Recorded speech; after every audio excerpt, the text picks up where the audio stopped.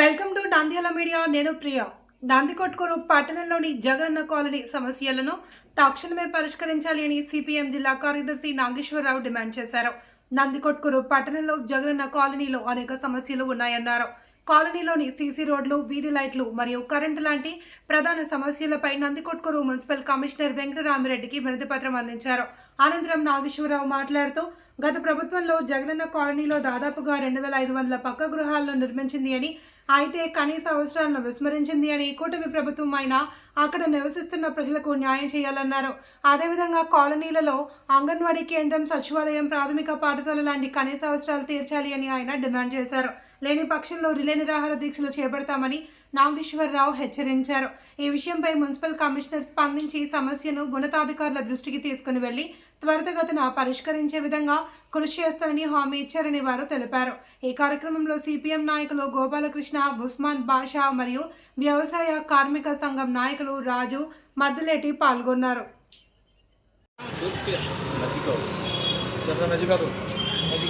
ఈరోజు నంద్యాల జిల్లా Nandikotkur municipality Paidala road, Konidela రోడ్డులో సంబంధించి జగనన్న కాలనీ గత ప్రభుత్వం వైసీపీ ప్రభుత్వం సమయమైనటువంటిది.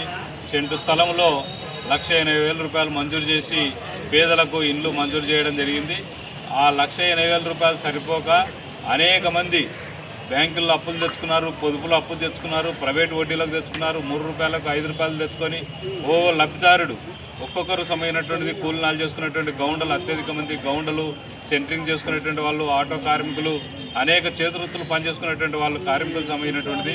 ఆ సెంటు స్థలంలోనే 5 లక్షల నుంచి 10 లక్షల దాకా ప్రైవేట్ వడ్డీలకు తెచ్చుకొని అప్పులు తెచ్చుకొని ఇల్లు నిర్మించుకున్నారు. కానీ ప్రభుత్వం నుంచి కావాల్సినటువంటి కనీస వసతులు కల్పించలే. నీటి వసతి లేదు, రోడ్లు లేవు, కరెంటు లేదు, అంగన్వాడీ భవనం లేదు, అక్కడ స్కూల్ లేదు, సమయమైనటువంటిది బస్ స్టాప్ ఏర్పాటు చేసేటువంటి పరిస్థితి లేదు. కనీసమైనటువంటి మౌలిక వసతులు లేకపోవడం వల్ల ఈరోజు కాలనీలో ఉండడానికి సాధ్యం కావడం లేదు. రాత్రిపూట్లో వీధి లైట్లు కూడా లేవు. చీకట్లో ఏ రకంగా సంసారాలు చేస్తారు? వాళ్ళు కూడా ప్రజలే కదా, నాయకులకు తెలియదా, ప్రభుత్వానికి తెలియదా? చీకట్లో సంసారాలు చేయండి అంటే ఎట్లా? అక్కడ రోడ్డు మీద దిగిపోవడానికి చీకట్లో పోవాలా?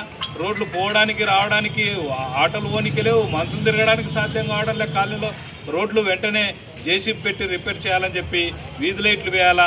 ట్యాంకులు కట్టినారు, మినీ ట్యాంకులు, దానిలో వాళ్ళు లేవు, కుళాయిలు లేవు, నీళ్లు వృధా అయిపోతున్నాయి. కనీసం కుళాయి వేసే పరిస్థితి కూడా లేదా ఈ మున్సిపాలిటీకి? వీధి లైట్లు వేసే పరిస్థితి లేదా? రోడ్డు జేసీబీ పెట్టే పరిస్థితి లేదా? ఎన్నిసార్లు ప్రభుత్వానికి, మున్సిపాలిటీ అధికారులకు గతంలో అనేక సార్లు అర్జీలు ఇచ్చడం, మాయమాటలు చెప్పడం, కాలయాపన చేయడం తప్ప నిజంగా ప్రజల యొక్క కనీస అవసరాలు తీర్చాలనేటువంటి చిత్తశుద్ధి అధికారులకు లేదు, ప్రభుత్వం లేదు. కాబట్టి ఇప్పుడైనా కొత్త కమిషనర్ వచ్చినాడు, ఆయన జోక్యం చేసుకుంటున్నాడు. కాబట్టి జగనన్న కాలనీ సమస్యలు కూడా పరిష్కారం చేయని చెప్పి సిపిఎం పార్టీగా మేము కోరుతున్నాం. ఈ సమస్యలు పరిష్కారం కాకపోతే ఇక్కడే ఆందోళన, ధర్నా కార్యక్రమం చేపడతామని చెప్పి తెలియజేస్తున్నాం. మాట్లాడండి.